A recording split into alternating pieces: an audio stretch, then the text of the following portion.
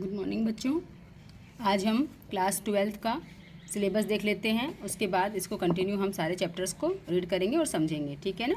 आइए, सिलेबस में देखिए दो पार्ट में बटा हुआ, पार्ट 1 और पार्ट 2। ठीक है। पार्ट 1 में टोटल चैप्टर 8 हैं आपके, जिसमें से सबसे पहला है nature and significance of management. ठीक है। Principles of management, business environment, planning, organising, staffing, directing and controlling. ये आपका होगा 50 मार्क्स का। ठीक है। और पार्ट 2 में है फाइनेंशियल मैनेजमेंट, मार्केटिंग और कंज्यूमर प्रोटेक्शन। ठीक है। ये 30 मार्क्स का, और 20 मार्क्स का आपका स्कूल से ही मार्क्स जाते हैं। तो ये 80 मार्क्स का पेपर होगा आपका क्लास 12th का। तो सारे टॉपिक हम 1 बाय 1 बहुत अच्छे से इसको रीड करेंगे। चैप्टर 1 में हम क्या क्या पढ़ेंगे एक बार देख लेते हैं। चैप्टर 1 में हम पढ़ेंगे बच्चों introduction of the concept of management. Management है क्या। ठीक है। Concept of management, effectiveness and efficiency, इसका कॉन्सेप्ट क्लियर करेंगे, इसके रिलेशंस देखेंगे। Characteristics of management, objective of management, ठीक है, importance of management, nature of management, ठीक है, और management as a art, science and profession. इन तीनों का डिफरेंस देखेंगे कि मैनेजमेंट जो है वो आर्ट है, साइंस है या प्रोफेशन है। ठीक है। लेवल ऑफ मैनेजमेंट, ठीक है, function of management, coordination, the essence of management. ठीक है। ये देखेंगे कोऑर्डिनेशन जो है कितना जरूरी पार्ट है मैनेजमेंट का। कैरेक्टरिस्टिक्स ऑफ कोऑर्डिनेशंस, ठीक है, क्या विशेषताएं हैं वो देखेंगे। मैनेजमेंट इन 21st सेंचुरी, ये हम एक बार देख लेंगे। तो क्लास 12th का जो BST का कोर्स है उसमें चैप्टर 1 में सारे सब टॉपिक हम पढ़ेंगे। अब आ जाइए, सबसे पहले है चैप्टर फर्स्ट, वो है nature and significance of management. ठीक है बच्चों। देखिए, मैनेजमेंट जो है वो क्या है। मैनेजमेंट मतलब किसी काम को बहुत अच्छे से मैनेज करना, है ना। हम डेली लाइफ में भी देखते हैं कि किसी भी काम को हमें कहीं जाना है या कहीं आना है या स्कूल जाना है, तो हम क्या करते हैं, प्रॉपर टाइम टेबल बनाते हैं कि हम इतनी बजे उठेंगे, इतनी बजे हमारा काम करके इतनी बजे हम लंच बनाएंगे, इतनी बजे हम ये काम करेंगे और फिर हम इतनी बजे यहाँ से रवाना हो जाएंगे, इतना टाइम हमें सफ़र में लगेगा, इतनी बजे हमें पहुँचना है। ठीक है। तो ये सारा क्या है, मैनेजमेंट तो है। तो मैनेजमेंट ऐसा नहीं है कि बिज़नेस में रिक्वायरमेंट है, बिज़नेस में तो रिक्वायरमेंट है ही इसकी, लेकिन जो हमारी डेली लाइफ है, हर एक्टिविटी में, ठीक है, कुछ भी काम करिए आप, चाहे वो बच्चे स्कूल गोइंग हो, चाहे वो कॉलेज गोइंग हो, चाहे मदर हो, चाहे फादर हो, ठीक है, आपका हाउस होल्ड में भी जितनी एक्टिविटी होती है मॉर्निंग से लेकर नाइट तक, सब क्या होती हैं, वेल मैनेज होती हैं। क्योंकि अगर हम वेल मैनेज नहीं करेंगे तो हमारा घर भी क्या होगा, अस्त व्यस्त सा हो जाएगा, किसी को कुछ नहीं मिलेगा, किसी को टाइम पे कुछ नहीं मिलेगा। तो हमें क्या करना पड़ता है बच्चों, मैनेज करके चलना पड़ता है। ठीक है।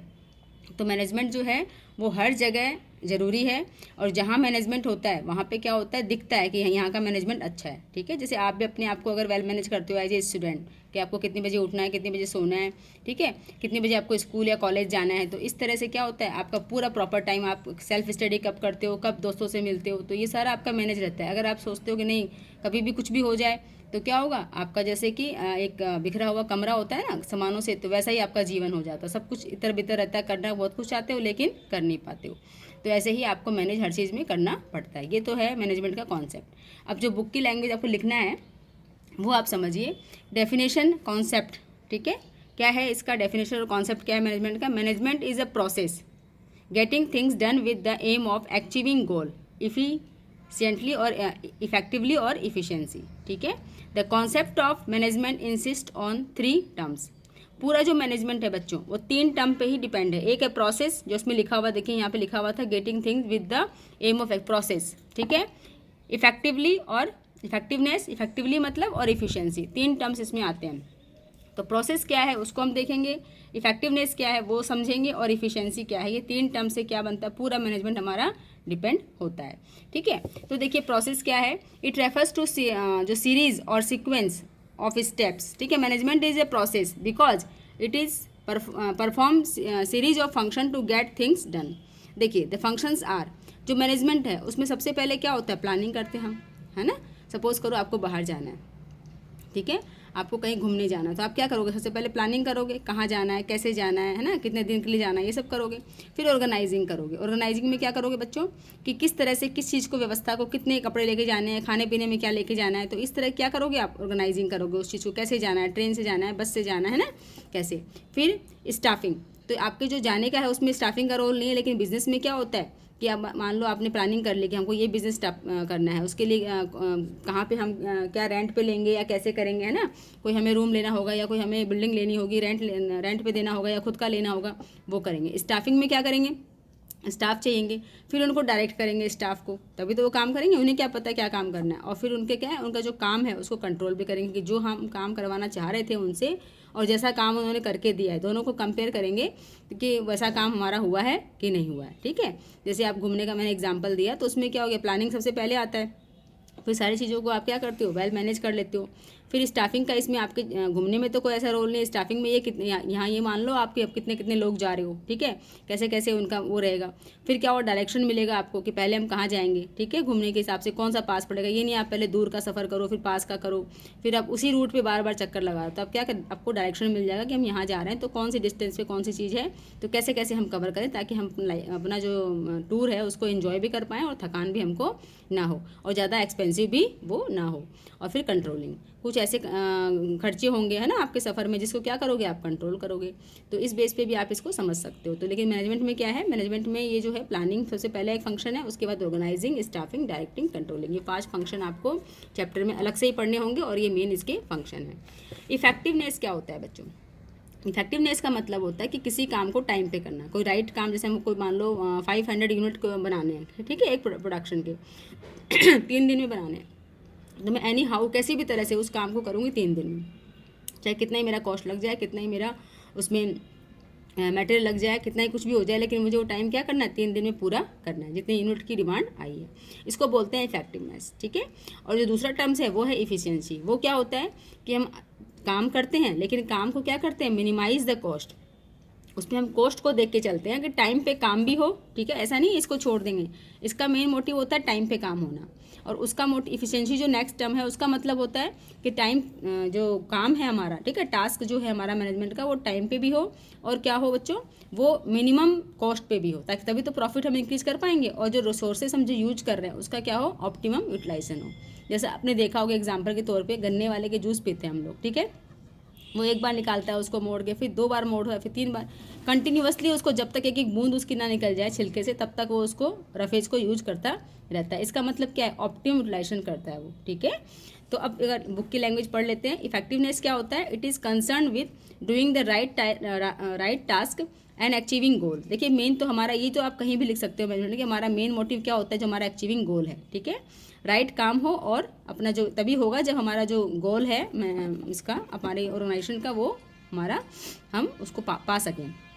It means completing the task on time no matter whatever the cost. मैंने बताया ना, कुछ भी कॉस्ट हो लेकिन हमको काम पूरा टाइम पे करना है।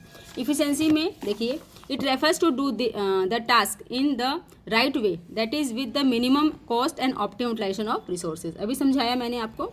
तो मैनेजमेंट क्या है बच्चों, management is a concern with the efficiency, ठीक है, इफिशियंसी है ना, of resources, efficient use of resources, because reduction is cost leads to higher profit, ठीक है।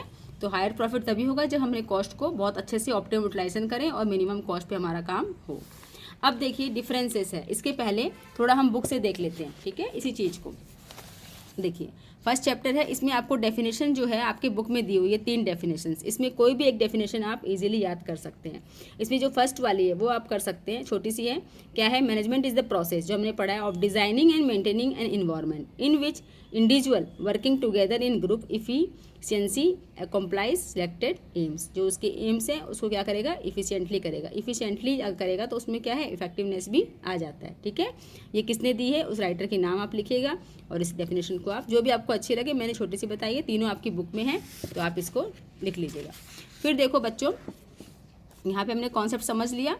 फिर जो हमारा इफेक्टिवनेस वर्सेस जो इफिशियंसी हमने पढ़ा है, ठीक है, उसमें देखिए उसको समझ लेते हैं। आपकी बुक में एग्जांपल दिया, बहुत अच्छे से समझाया हुआ है कि क्या होता है इफेक्टिवनेस और efficiency. Suppose a company's target production is 5000 unit in a year, एक ईयर में क्या करेगा वो 5000 यूनिट प्रोडक्शन करेगा। To achieve this target the manager has to operate on double shifts due to power failure most of time.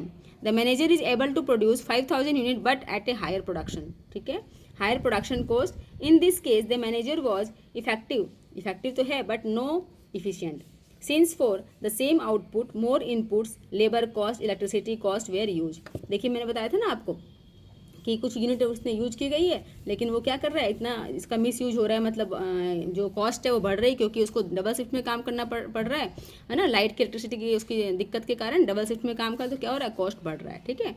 फिर क्या हो रहा है, एट टाइम से बिजनेस में concentrate more on producing goods with fever, ठीक है, favour resources, that is cutting down cost but not achieving the target production.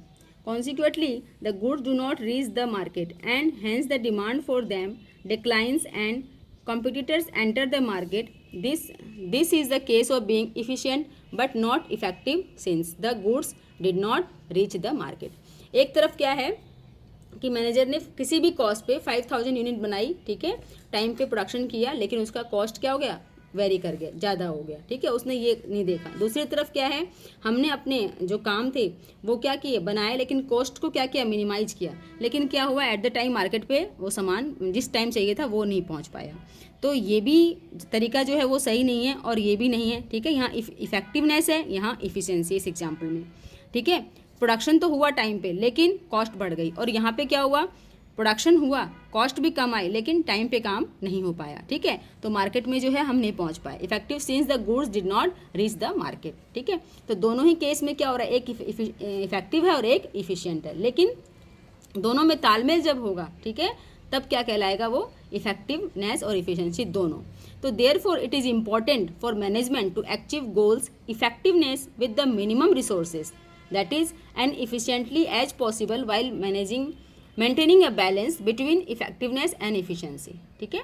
सब चीज़ों को मेंटेन करके चलना पड़ेगा, तभी उसको ये चीज़ें, अपना जो गोल है उसका, वो उसको मिल पाएगा. यूजुअली क्या होता है, high efficiency is associated with the high effectiveness which is the aim of all managers. वो क्या करते हैं, अपना जो बेस्ट देने की कोशिश करते हैं कि टाइम पे क्या हो, प्रोडक्शन भी कंप्लीट हो और कॉस्ट भी मिनिमाइज हो. तो ये आपको बहुत अच्छे समझ में आ गया होगा, इफेक्टिवनेस एंड इफिशियंसी, ठीक है. आइए अब जो है हम इसकी बुक का डिफरेंस देख लेते हैं. सेम वही डिफरेंस है, कुछ नहीं, आप एक बार देख लीजिए. It refers to completing the task on time, ठीक है, no matter whatever the cost. But इसमें ऐसा नहीं है. It refers the completing the task with minimum cost, optimum utilisation of resources and in cost effective manner, ठीक है बच्चों. Next इसका ऑब्जेक्टिव क्या है, टू अचीव एंड रिजल्ट. बस जितना उसका प्रोडक्शन करना है वो मेरे को मिलना चाहिए कैसे भी हो, ठीक है. To conduct cost benefits analysis, ठीक है, ये कॉस्ट को लेके चलते हैं और टाइम को भी लेके चलते हैं. डूइंग द राइट टास्क, ये क्या करता है, doing the task in a right way. इस टास्क को करता है राइट वे में और ये राइट टास्क करता है. सपोज एक एग्जांपल ले लीजिए इसको और समझने के लिए अच्छे से. मान लो हमारे शरीर में कुछ ऐसी इमरजेंसी आ गई, ठीक है, हम बीमार हो गए, तो हमें क्या होता है कि जो नियर डियर डॉक्टर होता है वहीं भागते हैं, ठीक है. और जो भी हमें कॉस्ट देना पड़ता है हम उसको क्या करते हैं कि बस कैसे भी हो हमारे ट्रीटमेंट हो जाए, ठीक है, कुछ भी फीस लगे, कुछ भी कहीं भी हो, हम झट से पहुंच जाते हैं. तो ये क्या हो गया बच्चों, इफेक्टिवनेस, कि हमको ट्रीटमेंट मिल जाए, कुछ भी कॉस्ट लगे. एक क्या है, आपके शरीर में कुछ सिम्टम्स हैं बीमारी के, लेकिन उसको आप इतना सीरियस नहीं है वो, ठीक है, तो आप क्या करते हैं, 4 लोगों से पूछते हैं, ठीक है, 4 लोगों से सलाह करते हैं, फिर आप देखते हैं कि किस डॉक्टर के पास मैं जाऊं कंसल्ट करने के लिए, ठीक है, किसकी फीस, सब कुछ आप मैटर करते हो, सारी चीज़ें, कौन आपके घर के पास है, कौन अच्छा देखता है, किसको ज़्यादा एक्सपीरियंस है, तो आप उस चीज़ को लेके 4 लोगों से कंसल्ट करते हैं, फिर आप क्या करते हैं, अपना ट्रीटमेंट करवाते हैं. तो इसमें क्या होता है कि आप टाइम पे अपना काम, अपना जो आपका रोग है वो भी दूर हो रहा है और आपका क्या हो रहा है, कॉस्ट भी कम हो रहा है, ठीक है. तो ये एक एग्जांपल है समझने के लिए, सिर्फ जस्ट कि ना इफेक्टिवनेस और इफिशियंसी में क्या डिफरेंस है, ठीक है. अब देखिए रिलेशनशिप, दोनों में मैंने अभी एग्जाम्पल के समझाया आपको एग्जाम्पल के माध्यम से, तो आप इसको और अच्छे से पढ़ सकते हैं. देखिए, effectiveness and efficiency are equally important, as being effectiveness means completing the task, but it is not enough to just complete the task. खाली काम का पूरा होना ही सही नहीं है, ठीक है ना, इतना ही जरूरी नहीं है. It must be done correctly without any wastage of resources. Effectiveness and efficiency are equally important, be together lead to higher profit and prosperity of an organisation, ठीक है बच्चों. तो दोनों चीज़ चाहिए, नहीं एक के बिना एक क्या है, अधूरा है. जैसे ऑर्गेनाइजेशन है तो उसमें दोनों चीज़ चाहिए, देखिए दिखाया गया है. अब इसमें कीवर्ड आपने समझ ही लिए, मैनेजमेंट क्या है ये आपने पढ़ लिया, इफेक्टिवली समझ ही गए आप कि टाइम पे होना चाहिए, efficiency complete task with the minimum cost. तो इसके ये जो कीवर्ड हैं इसको आप ध्यान रखिएगा. अब आ जाइए, सबसे इम्पॉर्टेंट है कैरेक्टरिस्टिक्स ऑफ मैनेजमेंट. अब कुछ तो आपको समझ में आ ही गया होगा कि क्या क्या इसकी विशेषताएं हैं मैनेजमेंट की, ठीक है. तो मैनेजमेंट क्या है, गोल ओरिएंटेड प्रोसेस, सबसे पहले देखिए, जब हम मैनेज किसी चीज़ को करते हैं तो हमारा क्या होता है, हमारा एक गोल होता है, उसको हमको अचीव करना होता है, ठीक है। तो management always aim to achieving the management objectives. An organisation has certain goal which are the basic reason for it existence. Management तभी आता है काम में कि हमारा कुछ गोल है, उसको हम कैसे अच्छे से उसको हमको गोल जो है हमारा प्राप्त हो, इसीलिए हम क्या करते हैं, मैनेजमेंट अच्छे से करते हैं। Management units and aims towards the efforts of different individuals in the organisation towards achieving common goal.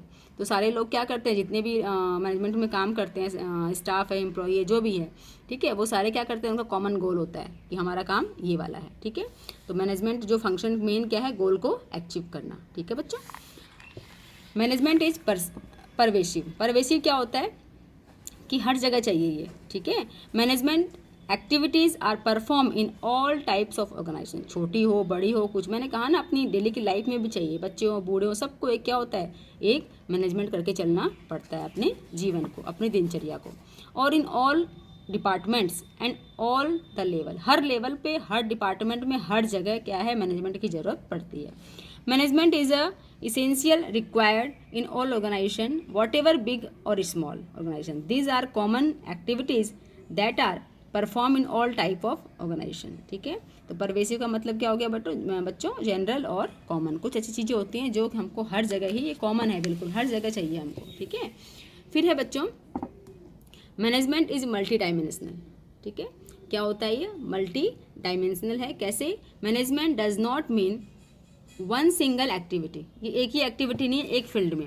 As it involve complex activities, it includes their three main activities. कहाँ कहाँ चाहिए, जो हमारे बिजनेस ऑर्गेनाइजेशन है उसमें मैनेजमेंट ऑफ वर्क, जो काम करेंगे उसका चाहिए। मैनेजमेंट ऑफ पीपल, जो ह्यूमन रिसोर्सेज जिसको बोलते हैं, उनमें भी क्या होना चाहिए, मैनेजमेंट होना चाहिए। और मैनेजमेंट ऑफ ऑपरेशन, जो हमारा ऑपरेशन होगा, बिजनेस का काम जिसमें होगा, ठीक है, तो वहाँ भी क्या होना चाहिए, एक मैनेजमेंट अच्छा सा होना चाहिए। तो तीन जगह मैनेजमेंट की रिक्वायरमेंट है, इसलिए इसको कहते हैं मल्टी डायमेंशनल, ठीक है। मैनेजमेंट ऑफ वर्क कैसे होता है, देखिए, all organisation are set up to perform some task और goal. Management activities aims to achieving goals और टास्क टू बी अकम्प्लाइज, ठीक है। द टास्क और work depends upon the nature of business, किस तरह का काम है, किस तरह का काम हमें करना है, ये किस पे करता है, नेचर ऑफ बिजनेस, हमारा बिजनेस किस टाइप का है। जैसे work to be accomplished in a school as providing education, school का क्या काम होता है, एजुकेशन प्रोवाइड करना, बेस्ट से बेस्ट देना बच्चों को, ठीक है। जो बच्चे, उसमें कई तरह के बच्चे होते हैं, कुछ वीकर बच्चे भी होते हैं, तो उनका भी मैनेजमेंट किया जाता है कि उनको कैसे आगे बढ़ाया जाए, कैसे पढ़ाया जाए, ठीक है।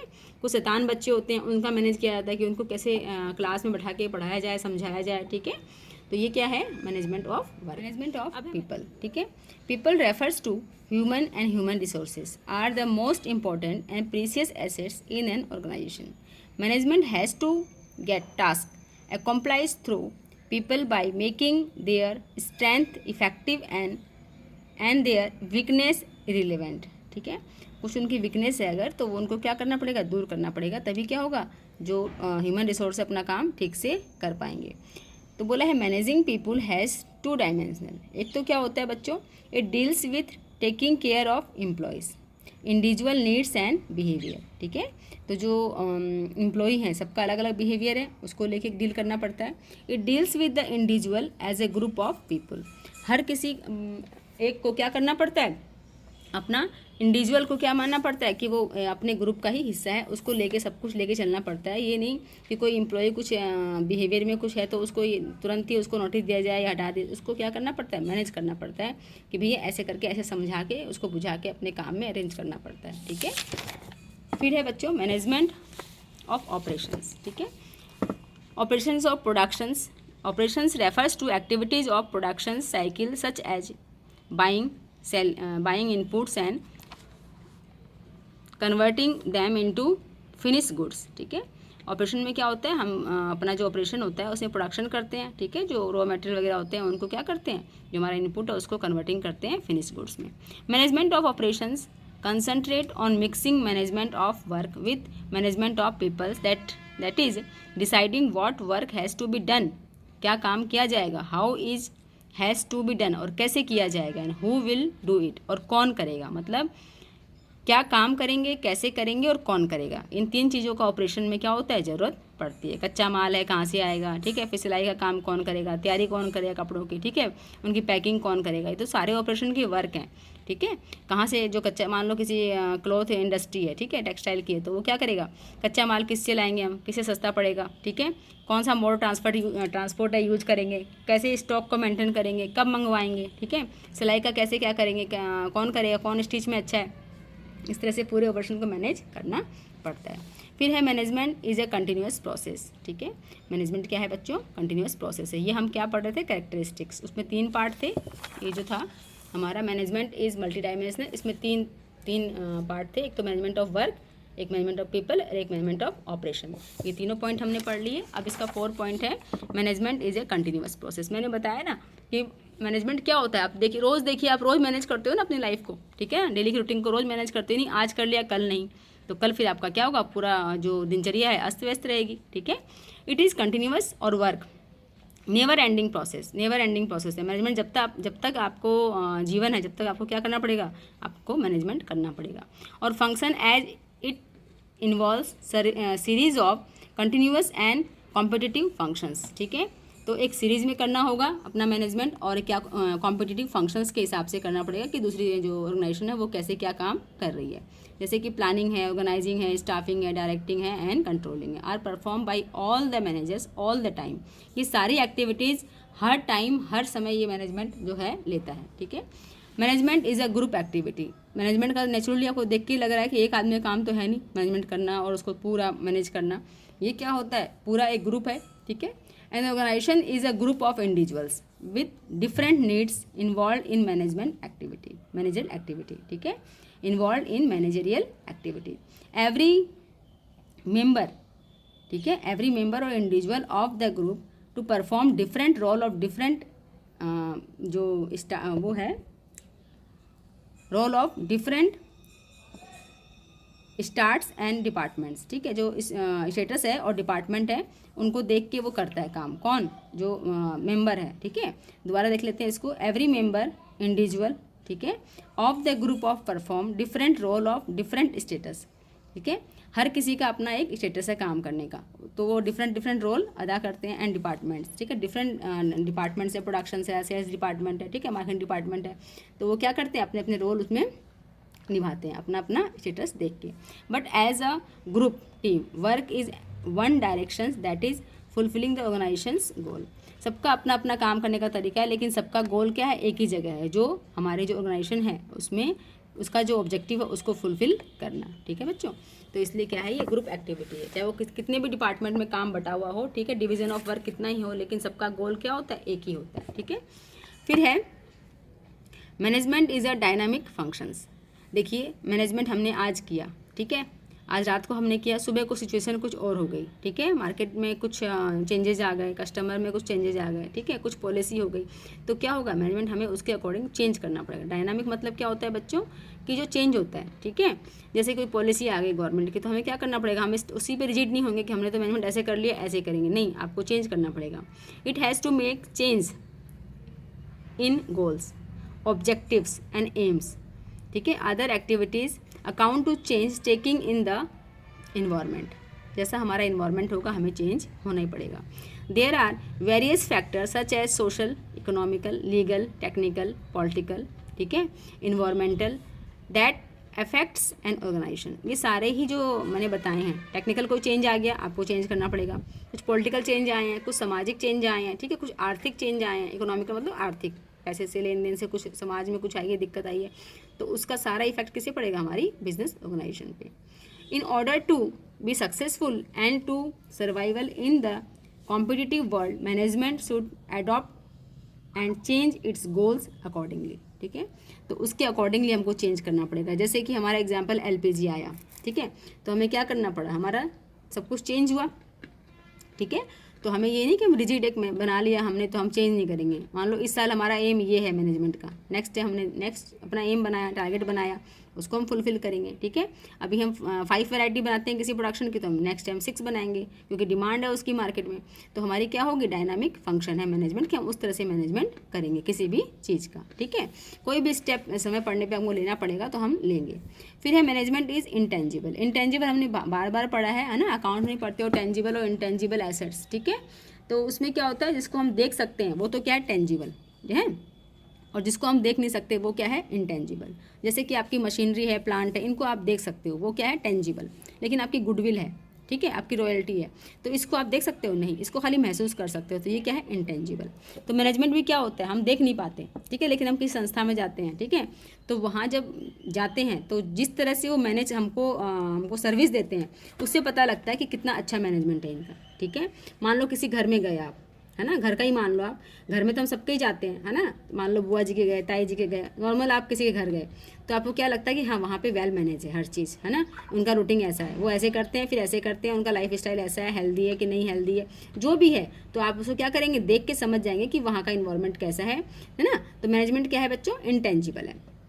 मैनेजमेंट आर इनटेंजिबल फोर्स, ठीक है, that can not be physically seen, ठीक है, but its presence can be felt. हम महसूस कर सकते हैं। जो मैंने एग्जांपल दिया, किसी के घर जा रहे हो आप, ठीक है, तो आपको क्या होगा, वहाँ का पता लगेगा कि मैनेजमेंट कैसा है। कोई आया, आप आए, आपको आके वेलकम किया, ठीक है, डोर पे आपको ये हुआ कि चलो आओ भगत करिए आपकी, आओ आओ आओ, फिर आपको बैठाया, कुछ पूछा आपसे ना, यहाँ वहाँ की बातें पूछी, घर की पूछी, तो आपको क्या लगेगा, हाँ बहुत अच्छे से हमसे बिहेवियर किया।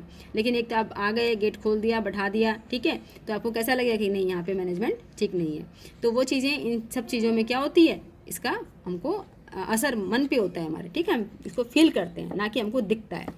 The presence of management can't be felt by order lines and coordination in the working जो इन्वायरमेंट है उससे, ठीक है बच्चों। ऑब्जेक्टिव, अब इसका क्या आएगा, नेक्स्ट टॉपिक। ये तो हमारा मैनेजमेंट का सारा ये हो गया कि मैनेजमेंट जो है उसके कैरेक्टरिस्टिक्स जो थे वो क्या थे, नेचर कैसा था उसका, हमने क्या पढ़ा अभी, कैरेक्टरिस्टिक्स ऑफ मैनेजमेंट, मतलब नेचर ऑफ मैनेजमेंट। तो सारे पॉइंट देख लिए हमने कि नेचर कैसा है मैनेजमेंट का, सारा हमने इसको देख लिया। जैसे कि जो मैनेजमेंट है वो क्या है, परवेसिव है, ठीक है, और ये जो है मल्टी डायमेंशनल है, और हमारा क्या है, इंटेंजिबल है, डायनामिक फंक्शन है। इस तरह से हमने इसको देख लिया, ठीक है बच्चों। तो ये हमने क्या देखा था, कैरेक्टरिस्टिक्स और नेचर ऑफ मैनेजमेंट, ये इतनी तो हमने पढ़ ली है, मैनेजमेंट इज इंटेंजिबल तक, ठीक है। 3 पॉइंट इसमें और आप लिख सकते हो, ठीक है, जैसे लॉन्ग क्वेश्चन आ गया तो आप उसमें लिख सकते हो क्या, it is a science as well as art, जो हम बाद में पढ़ेंगे, ठीक है। और सेकंड है इसमें, it balance effectiveness and efficiency, ये क्या करता है, इफेक्टिवनेस और इफिशिएंसी को मेंटेन करके चलता है, कौन, हमारा मैनेजमेंट, ठीक है। और it is in burn and acquired ability, ये क्या है, कुछ तो क्या होता है हमारे जन्म से ही कुछ होती है, और क्या होता है इसको हम एक्वायर्ड भी कर सकते हैं, ठीक है। मान लो कई तरह के मैनेजमेंट के कोर्स होते हैं जो प्रोफेशनल होते हैं, है ना, मैनेजर हम अपॉइंट करते हैं बड़े बड़े कंपनियों में, तो वो क्या है, उनके लिए कोर्स होते हैं कि वो अच्छे मैनेजर कैसे बने, कैसे उन चीज़ों को एक्सेप्ट करें, कैसे जो डूबती हुई संस्था है उसको अपने मैनेजमेंट के माध्यम से, ठीक है, अपनी उसमें दिखा के एबिलिटी और उसको इम्प्रूव करें और उसको प्रॉफिटेबिलिटी में उसको सर्वाइव करवाएं, ठीक है। तो ये मैनेजमेंट की जो नेचर्स हैं, ये भी आप 3 पॉइंट इसमें लिख सकते हैं। अब नेक्स्ट है बच्चों हमारा ऑब्जेक्टिव ऑफ मैनेजमेंट, ठीक है। आइए देख लेते हैं ऑब्जेक्टिव क्या है मैनेजमेंट के, कुछ ना कुछ उद्देश्य होगा तभी तो मैनेजमेंट कर रहे हैं। Objectives are the end goal, मैंने बताया ना, बार बार टर्म यूज होगा, end goal towards which all activities of an organisations are directed. In any organisation there are different objectives and management has to achieve all the objectives. बहुत तरह के objective होते हैं, ठीक है, ऑर्गेनाइजेशन के, तो सबको क्या करना पड़ता है, उनको अचीव करना पड़ता है। तो कैसे करेंगे, in an effective and efficient manner में। The objective on organisations can be classified in 3 categories. एक तो होता है ऑर्गेनाइजेशनल ऑब्जेक्टिव, सोशल ऑब्जेक्टिव और पर्सनल ऑब्जेक्टिव। तो जो हमारा मैनेजमेंट है उसके 3 गोल होते हैं ऑब्जेक्टिव उसके, ठीक है। एक तो क्या होता है, जो हमारी जो संस्था है ना, ऑर्गेनाइजेशन है, बिजनेस फर्म्स है, उसके प्रति उसके क्या ऑब्जेक्टिव हैं, और जिस समाज में बिजनेस चलेगा उसके प्रति, और पर्सनल मतलब जो इंडिविजुअल काम कर रहे हैं, एम्प्लॉय वगैरह हैं, उनके प्रति। तो इन तीनों का उनको ऑब्जेक्टिव सेट करके ही अपना बिजनेस आगे बढ़ाना पड़ेगा। देखिए बिजनेस सबसे पहले अपना जो उसका ऑब्जेक्टिव उसको फुलफिल करेगा, ठीक है। अगर बिजनेस ही रन नहीं करेगा प्रॉपरली तो फिर समाज का तो मतलब ही नहीं है, समाज कहाँ से कैसे वो फुलफ़िल करेगा उसकी डिमांड। और पर्सनल जो एम्प्लॉई हैं उनको भी साथ लेके चलना पड़ेगा। तो तीनों चीज़ों को ये जो बिज़नेस मैनेजमेंट ऑब्जेक्टिव है लेके चलेंगे। देखिए समाज का तो सबसे बड़ा रोल होता है कि भाई हम समाज में हम सामान बेचते हैं, अपना कुछ ही प्रोडक्शन करते हैं, समाज में ही बेचते हैं, ठीक है। तो इसके प्रति क्या होता है हमारा, समाज में हम चीज़ को अच्छी से अच्छी क्वालिटी प्रोवाइड करें, ठीक है। हम चाहे 2 पैसे ज़्यादा ले लें कस्टमर से, लेकिन हम उनको अच्छी चीज़, शुद्ध चीज़ उनको प्रोवाइड करें, चाहे वो खाने पीने की हो, चाहे वो पहनने ओढ़ने की हो, चाहे वो कैसी भी हो, ठीक है। और कुछ अगर उसमें दिक्कत है तो आप उसको बोल के दें, ठीक है। और पर्सनल में क्या होता है बच्चों, एम्प्लॉई हमारे होते हैं, है ना, उनको सैलरी अच्छी मिले, ठीक है, जैसा हमारे सैलरी की डिमांड है मार्केट में, जिससे क्या करें वो सर्वाइव कर पाएँ। मान लो कि इतनी कम सैलरी आप दो उनके काम के अकॉर्डिंग कि वो अपना फैमिली को अच्छे से रख ही नहीं पाएँ, ठीक है, लिविंग स्टैंडर्ड उनका लो हो जाए तो वो कैसे सर्वाइव करेंगे। तो उनके प्रति भी है, ठीक है। और जो हमारी जो ऑर्गेनाइजेशन है उसके प्रति भी हमारे 3 गोल होते हैं, ठीक है। एक तो सबसे पहला सर्वाइव होता है, ठीक है, फिर क्या होता है प्रॉफिट है, और फिर क्या होता है एक्सपेंशन होता है। तो 3 गोल हमको लेके चलने पड़ते हैं। तो एक एक को हम अच्छे से पढ़ेंगे, अब आपको समझ में अच्छे से आ जाएगा। सबसे पहला था organisation motive. These objective aims at prosperity and growth of the organization. The main objective of any organization is to utilize human and material resources for profit maximization. The 3 important organizational objectives are, देखिए बच्चों मैंने बताया ना, सबसे पहले तो हमारी जो बिजनेस फर्म है वो क्या करे, सर्वाइव करे, ठीक है। अगर वो जितना उसका कॉस्ट का प्रोडक्शन का कॉस्ट आ रहा है, सामान बना रही है, कुछ भी काम सेवा दे रही है, सामान बना सर्विस कर रही है, अगर उसका जो उसको देने में कॉस्ट आ रहा है वही अगर उसका नहीं आएगा तो वो सर्वाइव कैसे कर पाएगी, नहीं कर पाएगी ना। और फिर क्या होगा, सर्वाइव उसने कर लिया, फिर उसको लगेगा कुछ एक्स्ट्रा आए, कुछ प्रॉफिट आए, ठीक है, तभी तो वो क्या करेगी, ग्रोथ कर पाएगी, अपने व्यापार को बढ़ा पाएगी। तो तीनों जो इनके हैं ऑब्जेक्टिव हैं किसके, ऑर्गेनाइजेशनल मोटिव में, ठीक है। आइए रीडिंग कर लेते हैं। द प्राइमरी या फिर basic objective of any organisation is survival management of an organisation, ठीक है। सर्वाइवल होता है, management of the organisation must ensure the survival of the organisation. सबसे पहले वो देखता है कि सर्वाइव करे हमारा business by earning enough revenue to cover the cost. हमारा जो कॉस्ट है उसका वो कवर हो जाए। देखिए नई नई फर्म आती है ना बिजनेस मार्केट में, ठीक है, तो जो पुराने लोग होते हैं जो पहले से काफ़ी सालों से व्यापार कर रहे हैं, तो सबसे पहले तो उनको बीट करना ही बहुत मुश्किल होता है, क्योंकि कोई नहीं चाहता कि कुछ हमारा कॉम्पिटिटिव मार्केट में आए। अगर आप अपना कॉस्ट नहीं निकाल पाएंगे तो आप खुद ही निकल जाएंगे मार्केट से, ठीक है। उसके बाद है profit. The most important objective of any organisation is earning adequate amount of profit. Profit is essential for survival, ठीक है, growth and expansion of the business. Therefore, management must ensure that the organization makes enough profit to cover cost and bear risk of the business, ठीक है। तभी वो क्या करेगा, business के risk को वो कवर कर पाएगा, अदरवाइज नहीं। तो प्रॉफिट क्या कैसे निकलता है बच्चों, हमारी जो इनकम होती है और जो हमारा कॉस्ट होता है उसको माइनस करते हमारा प्रॉफिट आता है, ठीक है। इसमें भी बहुत तरह की चीज़ें होती हैं, profit, net profit, gross profit, ठीक है बच्चों। लेकिन अभी आप खाली यही देखिए कि इनकम हमारी जो हो रही है उसमें से हमारा कॉस्ट माइनस करके जो आता है वही क्या होता है, प्रॉफिट होता है। Growth, business organization must grow and expand their activities. The success any organization is must जो मेजर्ड है या मेजर्ड है बाय द ग्रोथ। किसी भी व्यापार की, हमने पहले ही पढ़ा था, व्यापार हमारा सही चल रहा है कि नहीं, किससे होती है, ग्रोथ से होती है। उसकी कैसे मेजर करते हैं, rate and growth is measured in terms of sale है, नंबर ऑफ उसके जो ब्रांचेस हैं, कितनी ब्रांचेस खुल गई, एम्प्लॉय बढ़ गए, ठीक है, प्रोडक्शन के जो है वैरायटी बढ़ गई, ठीक है, पहले 4 थे, 5 थे, अब 6 हो गए, 10 हो गए, एम्प्लॉय पहले 10 काम करते 15 हो गए। तो इससे क्या पता लगता है कि ये जो बिजनेस है वो क्या कर रहा है, ग्रो कर रहा है। सोशल में देख लीजिए फटाफट से, आइए। It refers to the objective which are desire to be achieve for the benefit of the society. Society के बिना तो हम क्या कर सकते हैं, कुछ भी काम नहीं कर सकते, ठीक है। As a part of society every organisation whatever is it business और non business has a social obligations to fulfill. It means management must create economic values for the society. इसमें वो क्या क्या काम करेगा, some of the social objectives includes, क्या करेगा बच्चों, सबसे पहले प्रोटेक्शन ऑफ द इन्वायरमेंट। सबसे पहले इन्वायरमेंट हम जिसमें रहते हैं उसको प्रोटेक्शन करना पड़ेगा, उसको ऐसी एक्टिविटीज़ करनी पड़ेंगी हम बिजनेस के लिए ताकि हमारा इन्वायरमेंट क्या हो, हार्म ना हो। By using environmental friendly methods, ऐसी मेथड उसको यूज करनी पड़ेगी जो फ्रेंडली हो, ठीक है, इको फ्रेंडली हो। फिर है जनरेशंस ऑफ एम्प्लॉयमेंट, वो क्या करेगा, जनरेट करेगा एम्प्लॉयमेंट, ठीक है। Opportunity of the weaker section of the society, supply of goods and products in the best quality, quality उसकी बेस्ट होनी चाहिए और प्राइस भी उसका रीजनेबल होना चाहिए। Conducting business in lawful manner, business ऐसा नहीं कुछ भी इलीगल आप कर रहे हो, नहीं, लॉफुल मैनर में होना चाहिए। अवॉइड अनफेयर ट्रेड प्रैक्टिस, ऐसी कोई ट्रेड ना करे, व्यापार बाइंग सेलिंग ना करे जो क्या है, अनफेयर है, ठीक है। Participating activity in social services project of government and NGO, जो एनजीओ होती हैं गवर्नमेंट के जो प्रोजेक्ट आते हैं उसमें क्या करे, वो पार्टिसिपेट करे, कौन, बिजनेस मैन, ठीक है। Organising educational, health, vocational training programme, इस तरह के प्रोग्राम भी उसको करने चाहिए समाज के हेल्थ के लिए, ठीक है, एजुकेशन के लिए, जो पिछड़ा वर्ग है ना, कुछ लोग वीकर सेक्शन से हैं, वो पढ़ नहीं पाते, बच्चों को पढ़ा नहीं पाते, तो इस तरह का उनको प्रोग्राम अरेंज करना चाहिए। फाइनेंशियल सपोर्ट कम्युनिटी, और जो हमारी कम्युनिटी है उनको भी फाइनेंशियल सपोर्ट करना चाहिए। पर्सनल आ जाओ बच्चों, पर्सनल में क्या है, पर्सनल ऑब्जेक्टिव में क्या है कि हमारे, मैंने बताया ना, ह्यूमन है या इंडिविजुअल, उसके लिए होता है। Personal objective refers to the objective related to the employee of the organization, as employee are the most important resources, ठीक है, of every company, कंपनी हो, फॉर्म हो, कुछ भी हो। Different people with different experience and object become part of the organisation, तरह तरह के लोग होते हैं, है ना, डिफरेंट तरह के पीपल आते हैं, डिफरेंट उनका एक्सपीरियंस होता है, तो सबको लेके चलता है बिजनेस, ठीक है, of the organisation. To satisfy and motivate their different needs, और सबकी अलग अलग नीड्स होती हैं, तो सबको क्या करेगा, बिजनेस जो मैनेजमेंट है वो सेटिस्फाई करेगा।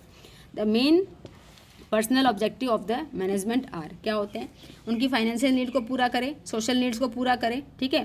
सोशल नीड्स में क्या है, पीयर रिकॉग्निशन हो गया, सेल्फ रेस्पेक्ट हो गया, है ना, और रेस्पेक्ट फॉर कलीग्स जो उसके काम करें उनके साथ में उनका रेस्पेक्ट होना चाहिए। और यहाँ पे क्या है, फाइनेंशियल नीड्स में क्या है, कॉम्पिटिटिव सैलरी, मैंने बताया आपको, उनको सैलरी ऐसी मिलनी चाहिए to fulfil the financial needs of the employees, उसकी सारी डिमांड्स जो हैं वो, मतलब बच्चों की, फैमिली की जो है नीड्स पूरी हो उनकी, ठीक है, तो उसके लिए उसको फाइनेंशियल नीड्स भी उसको पूरा करना पड़ता है।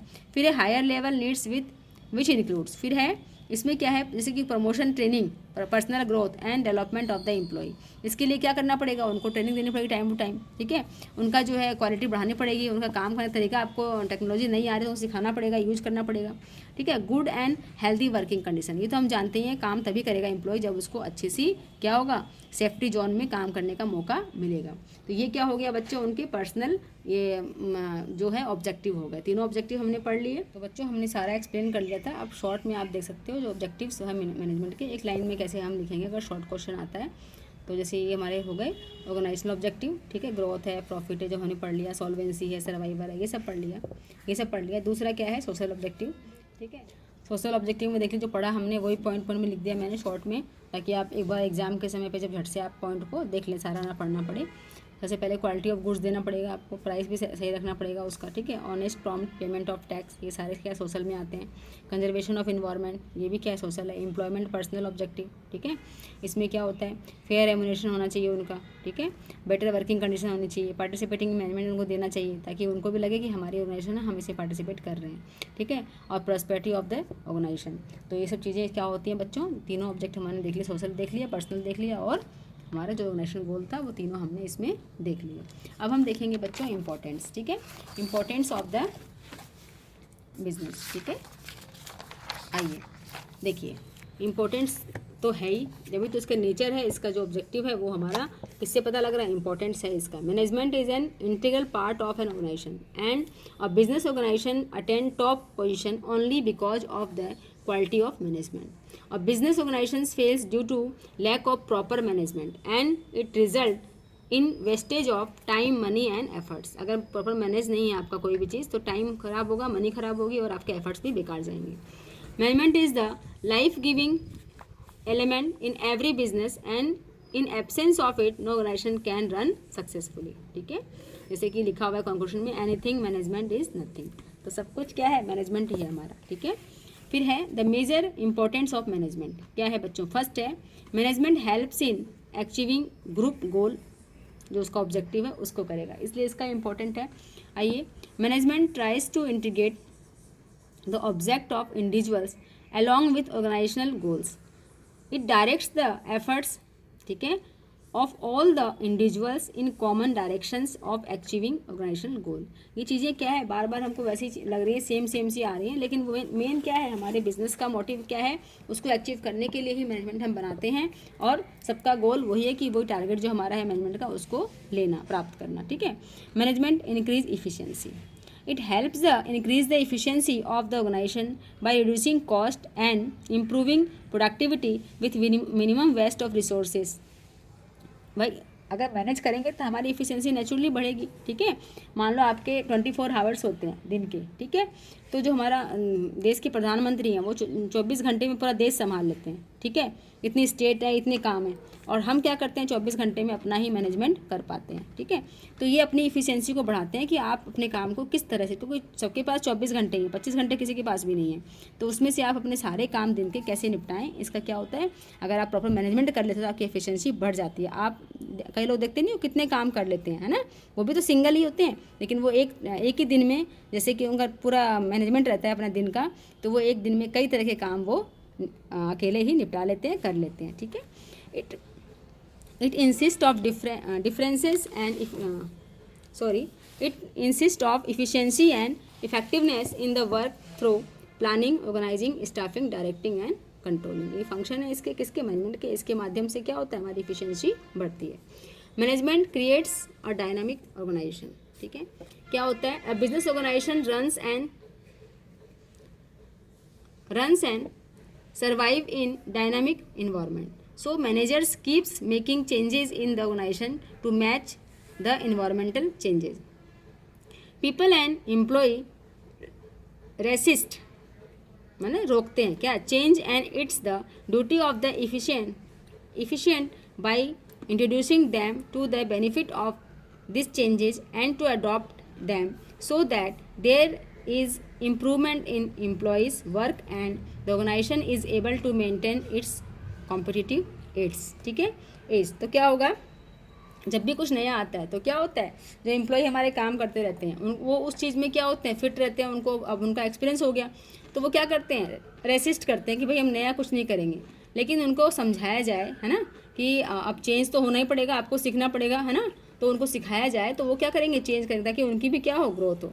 तो डायनामिक क्या है इसका, इसका डायनामिक जो इसका जो फंक्शन है मैनेजमेंट का, ये इसके इम्पोर्टेंस को और भी बढ़ा देता है। ठीक है। Management helps in achieving personal objective. जो पर्सनल ऑब्जेक्टिव पढ़े थे हमने, उसको अचीव करता है ये, इसलिए इसका इंपॉर्टेंट है। N efficient managers is the one who bring maximum prosperity for employees. Manager motivates and leads the people in such a manner that individuals are able to achieve personal goal while contributing to the organizational goal। दोनों ही गोल क्या होते हैं, achieve होते हैं। Management का भी जो गोल है बिजनेस के प्रति वो भी होता है, और जो एम्प्लॉई हैं, इंडिविजुअल्स हैं, उनके भी गोल क्या होते हैं, फुलफिल होते हैं। Management helps in developing of society. ठीक है। जो 3 हमारे रोल पढ़े थे अभी हमने, है ना, कि सोसाइटी का, पर्सनल का, तो ये सारे किसके थ्रू माध्यम से होते हैं, ये हमारे मैनेजमेंट के माध्यम से होते हैं। An organisation have various goals which it needs to fulfil. In the process of fulfilling all the goal, organization helps in development of society। फिर है provides good quality of product at reasonable price, create employment opportunity, introduce new technology for goods of the society। ठीक है। नई नई technology जो होती हैं वो भी आती हैं। तो देखिए इसमें हमने मैनेजमेंट का क्या पढ़ा, इंपॉर्टेंस। तो सबसे पहले it helps in the development of society, it helps in the achieving personal goal, it creates a dynamic organisation, it is क्या है, it increase the efficiency, it helps in achieving group goal. तो सारे क्या हैं, इसके इर्द गिर्द ही हो रहे हैं, किसके, इंपॉर्टेंस ऑफ मैनेजमेंट। अब नेक्स्ट टॉपिक हमारा आएगा nature of management. Next topic है बच्चों अपना नेचर ऑफ मैनेजमेंट। ठीक है। अभी हमने पढ़ी थी कैरेक्टरिस्टिक्स, है ना, तो उसमें क्या था कि इसका नेचर भी था वो, लेकिन इसमें अब ये देखा जाता है कि जो मैनेजमेंट को कुछ लोग साइंस बोलते हैं, कुछ लोग आर्ट्स बोलते हैं, कुछ लोग साइंस प्रोफेशन बोलते हैं। तो असल में मैनेजमेंट है क्या, तो सबसे पहला एस्पेक्ट आता है मैनेजमेंट एज ए साइंस। ठीक है, कि क्या मैनेजमेंट साइंस है, तो science is a systematic body of knowledge acquired through observations and experience, ठीक है। जो एक्सपेरिमेंट होते हैं उसके थ्रू क्या होता है, हमें साइंस का पता लगता है। दैट एक्सप्लेन सर्टेन जनरल, ठीक है, ट्रूथ और the operation of general law. कुछ लॉ होते हैं, ठीक है, कुछ रूल होते हैं जो किससे आए हैं, एक्सपेरिमेंट से आए हैं, ठीक है। तो क्या है कि सिस्टमेटिक बॉडी ऑफ नॉलेज है, ठीक है। तो साइंस जो होती है वो क्या होता है, एक जनरल ट्रूथ होता है, वो रिसर्च से आया है, ठीक है। तो futures of science versus management, तो क्या ये जो साइंस का जो ये हमने लिखा है ये इसमें आता है, इसमें ये फुलफिल करता है, इसको पढ़ लेते हैं। सिस्टमेटिक बॉडी ऑफ नॉलेज, ठीक है, और universal validity, principle based on observation and experimental, ठीक है। 3 पॉइंट हैं इसमें, ठीक है। इसके फीचर्स क्या है साइंस के, सबसे पहले तो क्या है कि साइंस जो हमारी है वो क्या है, सिस्टमेटिक बॉडी ऑफ नॉलेज है, ठीक है। इसके फीचर्स क्या हैं, मतलब साइंस किसको बोलते हैं हम लोग, जिसमें सिस्टमेटिक नॉलेज होती है बॉडी की। यूनिवर्सल वैलिडिटी, ठीक है, जैसे कि कुछ भी चीज़ ऊपर से गिराएंगे तो नीचे ही आएगी, ये क्या है, यूनिवर्सल ट्रूथ है, ठीक है। तो ये चीज़ इसमें है कि नहीं। Principle based on observation and experiment, और ये सारा किससे हुआ है, साइंस जो हमारी डेवलप हुई है वो किससे हुई है, हमारा ऑब्जर्वेशन और एक्सपेरिमेंट से ही हुई है। तो सबसे पहला जो बच्चों है सिस्टमेटिक बॉडी ऑफ नॉलेज, इसको देख लेते हैं। इसमें क्या है, science is a systematic body of knowledge, ठीक है, whose principles are based on a cause and effect relationship. क्या किस पे क्या कह रहा है कि कुछ कारण होंगे और उसका इफेक्ट जरूर आएगा, ठीक है। किसी कारण से उसका इफेक्ट आ रहा है, हम कुछ क्रिया करेंगे तो उसकी क्या प्रतिक्रिया होगी, ये क्या कहता है, इसके प्रिंसिपल पे साइंस टिकी हुई है। Management satisfy this features as it also has a systematic body of knowledge it practises over a considerable period of time. देखिए यहाँ पे ये कह रहा है साइंस में क्या होता है कि हमारा कुछ एक्सपेरिमेंट हमने किया, ठीक है, उसके कॉज या इफेक्ट जो उसका रिलेशनशिप है। यहाँ पे भी क्या होता है, कोई जो बड़े एक्सपीरियंस जो मैनेजर होते हैं उनको ही पता लगता है कि इस सिचुएशन में ऐसा होता है, ठीक है, हम इस तरह से डील करेंगे तो हम इस तरह से हमको इसका रिजल्ट ये वाला आएगा। फॉर एग्जाम्पल समझिए आप इस चीज़ को, मान लो एम्प्लॉई है, ठीक है, उसको आज थोड़ा जल्दी जाना है, ठीक है, वो क्या करेगा, वो पूछेगा जो उसके हायर अथॉरिटी उससे पूछेगा कि क्या मैं जा सकता हूँ जल्दी आज।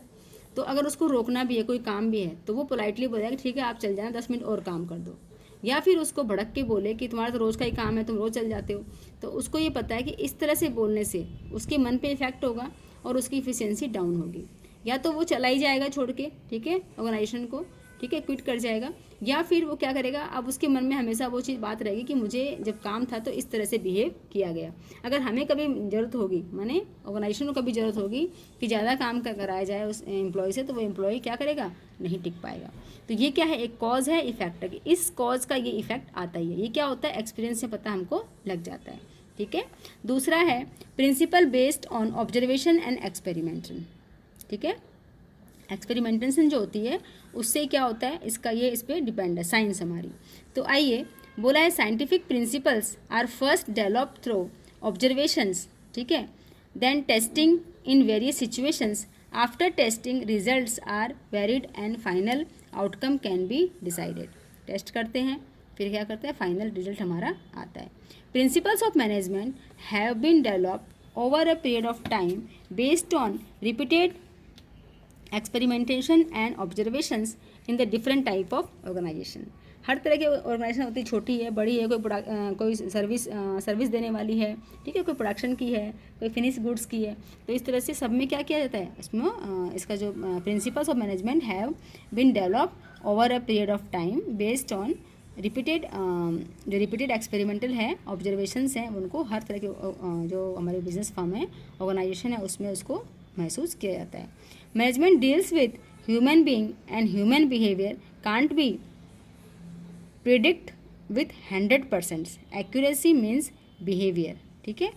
हम यहाँ पे तो क्या है, हमने कुछ ऑब्जर्वेशन किया साइंस में, ठीक है, और उसका कॉज या इफेक्ट जो है वो क्या करता है, टेस्टिंग से पता लगता है कि इसका कारण ये है। लेकिन जो मैनेजमेंट है हमारा, है ना, मैनेजमेंट में क्या है कि हमारा ह्यूमन जो होता है, ह्यूमन नेचर इसमें मेन करता है, ह्यूमन नेचर वेरी करता है। 100% हम श्योर हो जाएं किसी इंसान का बिहेवियर ऐसा ही रहेगा तो ये ज़रूरी नहीं है। So management is in exact और सॉफ्ट साइंस, ठीक है। ये इनएग्जैक्ट साइंस नहीं बोल सकते। क्यों नहीं बोल सकते? क्योंकि ये ह्यूमन नेचर पे डिपेंड है, ठीक है। और उसका नेचर क्या होता है, या तो आप इसको क्या बोल सकते हो, इनएग्जैक्ट साइंस और सॉफ्ट साइंस है, ठीक है। ऐसा जो रिजिड साइंस होती है कि हाँ भाई इसके कॉज इफेक्ट यही आएंगे, वो ये चीज़ यहाँ पे नहीं होती है, ठीक है। नेक्स्ट है universal validity. Scientific principles are, जो साइंटिफिक प्रिंसिपल्स होते हैं are universally applicable and apply in some manner in same situations. कुछ प्रिंसिपल्स हैं वो क्या होता है, सिचुएशन पे वैसे ही अप्लाई किए जाते हैं। Principle of management are not universally applicable. It means principles need not be modify according to situations in the organisation. नहीं, हमको क्या करना पड़ता है, सिचुएशन के अकॉर्डिंग चेंज करना पड़ता है। Principle of management are not universally applicable. It means principles need not be modify according to situation in organisation, ठीक है। तो हमको ज़रूरत पड़ती है कि हम क्या करें, सिचुएशन के according need to be modify, हमको चेंज करना पड़ता है। जब पढ़ा था ना हमने कि डायनामिक है ये, मतलब क्या होता है, जैसे सिचुएशन आती है, पॉलिटिकल है, इकोनॉमिकल चेंज होती हैं, तो हमारा बिजनेस की एक्टिविटी भी चेंज होती है। फिर बच्चों बोला है management is not a science, तो हमने क्या निकाला, मैनेजमेंट साइंस नहीं है, ठीक है। फिर है मैनेजमेंट इज़ एन आर्ट। इसका कंक्लूजन क्या निकला कि मैनेजमेंट को हम क्या बोलेंगे, साइंस नहीं बोलेंगे, है ना, क्योंकि एक ही जो एरिया है इसका ये फुलफिल हो रहा है बच्चों, फर्स्ट वाला, ठीक है। कौन सा वाला, सिस्टमेटिक बॉडी ऑफ नॉलेज, ठीक है। क्योंकि इसमें क्या होता है, पहले से हम ये देख लेते हैं कि क्या क्या नॉलेज चाहिए इसमें, ठीक है, हर टाइम टू टाइम। तो ये हमारा फर्स्ट वाला तो क्या होता है, फुलफिल होता है, पर सेकंड वाला पूरी तरह फुलफिल नहीं होता, क्योंकि ये ह्यूमन नेचर पे डिपेंड है। फिर है हमारा है थर्ड वाला भी क्या हो रहा है, ये जो कह रहा है कि ये यूनिवर्सल वैलिडिटी है, ठीक है। जैसे सूर्य पूर्व में उगता है, ठीक है, लेकिन ये हर ऑर्गेनाइजेशन में ऐसा नहीं है कि जो रूल बना दिए हमने वो वैसे ही रहेंगे, ऐसा नहीं है, ठीक है। तो इसलिए बोला गया management is not a science, management is art. अब देखते हैं क्या मैनेजमेंट आर्ट है, यस देखते हैं। Art can be defined as systematic body of knowledge which require skills, creativity and practice to get perfection, ठीक है। परफेक्शन के लिए क्या चाहिए, हमको प्रैक्टिस चाहिए। Futures of art versus management, तो हम देखते हैं कौन कौन से फ्यूचर्स होते हैं आर्ट्स के, क्या वो मैनेजमेंट में हैं। एक तो है systematic body of knowledge of the theoretical knowledge इसका मेन इसका क्या है, फ्यूचर्स है, ठीक है। Art is based on existence of some theoretical knowledge, ठीक है, ऑफ कॉन्सेप्ट एंड प्रिंसिपल्स। हम जो ये पढ़ रहे हैं, आर्ट्स पढ़ते हैं, कुछ भी हम सब्जेक्ट लेके पढ़ते हैं, वो हमारा क्या होता है, थ्योरेटिकल बेस ही होता है, वहीं से हमारा कॉन्सेप्ट क्लियर होता है। जैसे कि एग्जांपल में लिटरेचर ऑफ डांसिंग, ठीक है, public speaking, acting is widely available, ये सब क्या होते हैं, हमारे आर्ट ही तो हैं। हम क्या करते हैं, डांसिंग कर रहे हैं तो हमारी एक कला है, पब्लिक स्पीकिंग है वो भी हमारी एक कला ही है, एक्टिंग करते हैं कुछ, ठीक है, तो वो भी क्या है, कला है। तो ये क्या है, एक सिस्टमेटिक बॉडी नॉलेज जो थ्योरेटिकल बेस से हमारा आया है। This feature is of art is present in management, ये वाला फ्यूचर्स किस में है, मैनेजमेंट में है। As it also involves use of theoretical knowledge, हम जो पढ़ रहे हैं आपने देखा है, पूरा 11th का हमने पढ़ा, 12th का हम पढ़ रहे हैं BST, ये क्या है ना, इस हम जो थ्योरेटिकल नॉलेज ही ले रहे हैं इसमें हम, ठीक है। Like the principles and techniques, कुछ प्रिंसिपल्स है, कुछ टेक्निक्स है, ठीक है। There is a lot of literature available in various areas of management, like marketing है, फाइनेंस है, ह्यूमन रिसोर्सेज है, ये सब क्या है, थ्योरेटिकल बेस्ड नॉलेज तो है हमारी, हम उसके बारे में समझते हैं और जानते हैं। फिर है पर्सनलाइज्ड एप्लीकेशंस, ठीक है। अब ये जो नॉलेज होती है पर्सन टू पर्सन क्या होती है, एप्लीकेबल किस तरह से करता है वो देखता है।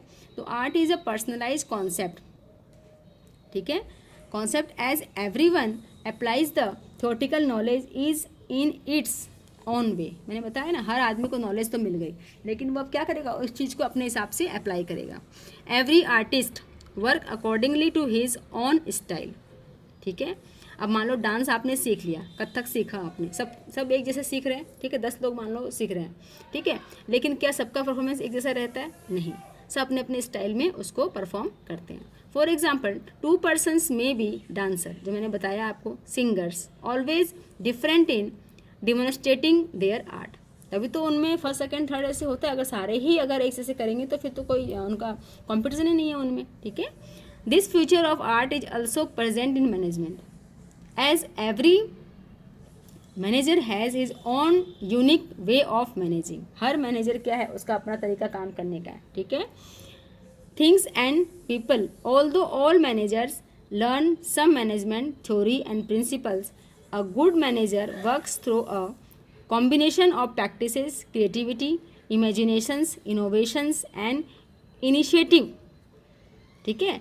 स्टूडेंट्स ऑफ मैनेजमेंट, ठीक है, students of management also apply the principle of management differently depending on how creative they are.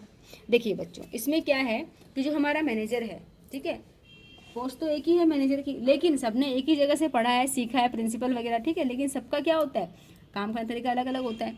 तो इसलिए क्या करता है, ये वेरी करता है, ठीक है। और जो स्टूडेंट होते हैं मैनेजमेंट के, जो पढ़ के आए हैं, also apply the principle of management, सबने पढ़ा है प्रिंसिपल क्या है मैनेजमेंट, ये प्रिंसिपल सबने पढ़ा है, ठीक है। लेकिन जब फील्ड में जाके वो काम पे उतरते हैं तो सबका क्या होता है, डिफरेंट होता है काम करने का तरीका। Based on practice and creativity, किस पे डिपेंड है, प्रैक्टिस पे और क्रिएटिविटी, आप कितने क्रिएटिविटी से काम कर सकते हो, ठीक है। सपोज आप मैथ टीचर हो, मैथ पढ़ाते हो, ठीक है, एक तो आपने बच्चों को क्या कर दी, काउंटिंग सिखा दी, सिंपल 1 2 3 4 5 6 7, ठीक है, छोटे बच्चों को। और एक टीचर क्या करता है, कुछ ब्लॉक्स लाता है, उससे बनाता है, ठीक है, कुछ ड्राइंग ऐसी बनाता है, उससे सिखाता है, ठीक है, कुछ चार्ट बना देता है, उसके माध्यम से पढ़ाता है। तो इस तरह से क्या होता है, क्रिएटिविटी के साथ पढ़ाता है। तो सबने सिखाना तो काउंटिंग ही है बच्चों को, मोटिव क्या है, बच्चों को काउंटिंग सिखाना। लेकिन आप किस तरह से बच्चों को अट्रैक्ट करके, बच्चों को अपनी तरफ झुका के, आपका वो कंसंट्रेट करा के बच्चों को कैसे काउंटिंग सिखाएंगे, ये आपका अपना हुनर है। और वो कैसे आता है, वो आपकी प्रैक्टिस से और आपकी क्रिएटिविटी से आता है, ठीक है।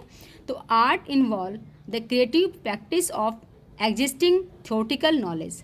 नॉलेज तो मेरे पास है कि मुझे पढ़ाना है, ठीक है, ये बुक का पढ़ लिया, लेकिन अब बच्चों को कैसे उसको देना है, उसको सर्व कैसे करना है, ये मेरा अपना क्या है, आर्ट है। To do things creatively and skillfully, ठीक है। सपोज खाना, एक एग्जांपल और लेते हैं, खाना सबके घर में बनता है, क्या बनता है, दाल चावल रोटी सब्जी, ठीक है। लेकिन क्यों होटल में हमको वो चीज़ अच्छी लगती है, क्योंकि उनका प्रेजेंटेशन वैसा होता है, ठीक है, वो उसी चीज़ को बहुत अच्छे से प्रेजेंट करके, टेबल जिसका मैनर होता है वो उसी चीज़ हमको अच्छी लगती है, इन्वायरमेंट जो होता है, ठीक है, वहाँ का जो बैठने की सीटिंग होती है वो हमको अच्छी लगती है। तो इसलिए हम क्या करते हैं, उसी चीज़ का, घर में वो चीज़ होती है बल्कि वहाँ से ज़्यादा हाइजीनिक घर का होता है, लेकिन फिर भी हम क्या करते हैं, वहाँ खाना पसंद करते हैं। इसमें क्या है, होटल वालों की क्या होता है, क्रिएटिविटी दिखती है, उनकी स्किलफुली जो उन्होंने मैनेज किया, उसी चीज़ को कैसे उन्होंने आपको अट्रैक्ट किया है और आप वहाँ जाते हैं। तो ये आपकी एक नॉलेज है, आपकी एक आर्ट है। सबको पता है खाना ऐसे ही बनता है, बच्चों को ही पता है, बड़ों को ही पता है, लेकिन वहाँ हमें अच्छा लगता है क्योंकि उन्होंने अपना उसमें क्रिएटिविटी झुकाई हुई है, उन्होंने अपना जो इंफ्रास्ट्रक्चर है इस तरह से बनाया हुआ कि आपको अच्छा फील होता है, ठीक है। Art can B improve through continuous practice. Practice करने से क्या होता है, हमारा आर्ट इम्प्रूव होता है। Practice makes a man perfect, ये तो हम जानते ही हैं। This features of art is always applicable in management. ये वाली चीज़ हमेशा क्या होती है, मैनेजमेंट में रहती है। आज एक मैनेजर है, ठीक है, वो आज किसी चीज़ को फेस कर रहा है बिजनेस में, अब वो 10 साल तक क्या उसी चीज़ को फेस करता रहेगा, नहीं, उससे वो ओवरकम हो जाएगा क्योंकि उसने 10 साल तक उस चीज़ को झेला है, ठीक है। तो वो क्या करेगा, उसको रिमूव कर देगा कि इस सिचुएशन में हमको कैसे उससे निपटना है और कैसे उसको सुलझाना है, सॉल्यूशन कैसे करना है। Managers also improve their managerial skills and efficiency with regular practice, जो मैंने बताया आपको अभी, of the management principles. This gives rise to different styles of management, ठीक है। तो उनके क्या होता है, उनका जो काम का तरीका है वो चेंज होता है। ये तो सबको पता है, आप 2-4 साल अगर टीचिंग में होते हो तो आपका पहले जो फर्स्ट टाइम आपने पढ़ाया था उसका और 10 साल बाद आपका जो होता है पढ़ाने का लेवल अलग हो जाता है, ठीक है। आपकी वॉइस में चेंज आता है, आपके कॉन्फिडेंस में चेंज आता है, ठीक है। तो बच्चे भी आपसे सेटिस्फाई होते हैं, आप तरह तरह के एग्जाम्पल्स देके बच्चों को समझाते हैं। तो ये सब में ये है कि practice makes a man perfect, ठीक है। कंक्लूजन क्या होता है, finally it can be concludes that management is an art as it satisfy all the characteristics of futures, ठीक है। आर्ट्स के सारे फ्यूचर्स क्या करता है, फुलफिल करता है, कौन, management. It is rightly said that management is the art of getting off work done through people. तो इसलिए क्या बोलेंगे, मैनेजमेंट क्या है, आर्ट है, ठीक है। अब है management is both science and art. Management दोनों है, साइंस भी है और आर्ट भी है, ठीक है। हमने देखा था साइंस में कि पूरा जो एग्जैक्ट साइंस नहीं है, ठीक है, सॉफ्ट साइंस है, ठीक है। Management is science because it has systematic of knowledge which can be use to train the prospective and present managers.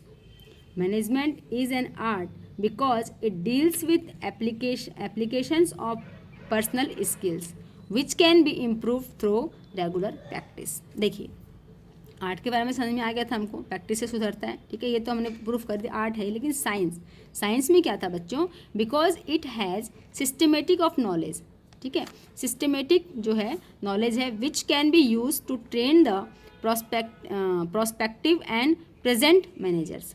अब एक नया मैनेजर आया है, उसको जब कुछ सिखाना होगा तो हम क्या करेंगे, सिस्टम से सिखाएंगे उसको, ठीक है। मान लो प्रोडक्शन डिपार्टमेंट में चाहिए मैनेजर हमको, तो उसको क्या करेंगे, उसको ट्रेंड करेंगे, तो एक सिस्टमेटिक वे में चलेगा ना वो सारा काम, तो इसलिए ये साइंस है, ठीक है। Science provide the knowledge and art deals with application of knowledge. Science क्या करता है, हमको नॉलेज देता है, साइंस प्रोवाइड द नॉलेज, और आर्ट क्या करता है, deals with application of knowledge, उसको अप्लाई करना होता है। One can't become an efficient manager with simply knowledge of practice. जो सिंपल नॉलेज है, नॉलेज ऑफ प्रैक्टिस है, वो क्या करता है मैनेजर, इफिशिएंट नहीं होता है। He must evolve creative resources through practice knowledge and skill. तो उसको जनरल जो पढ़ के आया है, ठीक है, हमने भी बुक पढ़ी, आपने भी पढ़ी, ठीक है, लेकिन आप उसको क्रिएटिविटी के साथ कैसे बच्चों को 10 टीचर अगर आपको बीएसटी पढ़ाने आएंगे, 10 टीचर का अलग अलग पढ़ाने का तरीका रहेगा, पैटर्न वही है, बुक वही है, समझाने का तरीका वही है, लेकिन उनका तरीका आपको सबका डिफरेंट लगता है। तो ऐसे ही बोला है कि साइंस प्रोवाइड द नॉलेज तो हमको मिल गई, बुक पढ़ के सब टीचरों को मिल गई, हाँ ये इसमें लिखा है पढ़ाना है, and art deals with applicable of knowledge. अब इसको कैसे अप्लाई करना है, ठीक है। One can't become an efficient manager, ठीक है, कोई भी क्या होता है, इफिशिएंट मैनेजर नहीं हो सकता है with simple knowledge of practice. Simple knowledge अगर आपको मिल गई तो आप क्या हो सकते हैं, परफेक्ट नहीं हो सकते हैं, इफिशिएंट नहीं हो सकते हैं। He must evolve creative resource, ठीक है, उसको क्रिएटिविटी करनी पड़ेगी through practical knowledge and skills. अब सपोज करिए मैं आपको नोटबुक से पढ़ा रही हूँ, ठीक है, और जो टीचर्स हैं बाकी, ठीक है, वो क्या करेंगे, आपको बोर्ड पे पढ़ाएंगे, ठीक है, स्मार्ट बोर्ड पे पढ़ाएंगे, तो आपको कहाँ अच्छा लगेगा, ज़्यादा वहाँ ज़्यादा अच्छा लगेगा। लेकिन जो लोग समझते होंगे वो क्या करेंगे कि हाँ मैटर तो वही है, लेकिन वहाँ थोड़ा सा क्या क्रिएटिविटी के साथ उनको पढ़ाया जा रहा है, समझाया यहाँ भी आपको खूब अच्छे से जा रहा है, वहाँ भी अच्छे से समझाया, लेकिन वहाँ क्या है, थोड़ी क्रिएटिविटी ज़्यादा है, ठीक है। आइए, मैनेजमेंट इज़ एज प्रोफेशन। क्या मैनेजमेंट एक प्रोफेशन है, ठीक है, आइए पढ़ लेते हैं। Profession refers to an occupation, ठीक है, occupation looks by specified knowledge and training as it involve high level of education in which entry is restricted, ठीक है। आप टीचर हो, मान लो टीचर के लिए आपको क्या करना पड़ेगा, आपको ग्रेजुएशन पोस्ट ग्रेजुएशन करनी पड़ेगी किसी भी स्ट्रीम से, और बीएड करनी पड़ेगी, ठीक है, और कुछ नया कुछ निकलते हैं रूल तो वो आपको करने पड़ेंगे, तभी क्या होगे, आप टीचर की एक क्वालिटी आपको मिलेगी, टीचर के आप क्वालिफाइड हो जाओगे, ठीक है, आप कहीं भी क्या कर सकते हो, अप्लाई कर सकते हो।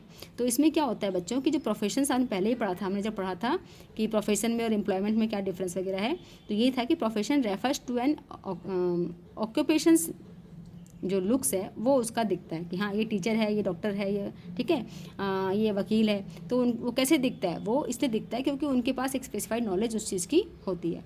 The main feature of professions are क्या है, well defined body of knowledge. Every profession is based, ठीक है, on well defined body of knowledge which create to acquired through instructions, ठीक है, किससे मिलती है वो, इंस्ट्रक्शन के माध्यम से ही वो हमको मिलती है। तो बोला है this feature of profession is present in management as it all consist of systematic knowledge of concept, theories and principles, ठीक है। This knowledge can be acquired at different institutions and through large number of books all over the world. ये कहाँ से मिलेगी हमको, या तो हम कोई इंस्टीट्यूट ज्वाइन कर लें, ठीक है, या जो large number of books available है उनसे पढ़ के कर लें। Management is taught at different institutions like Indian Institute Management IIM in India।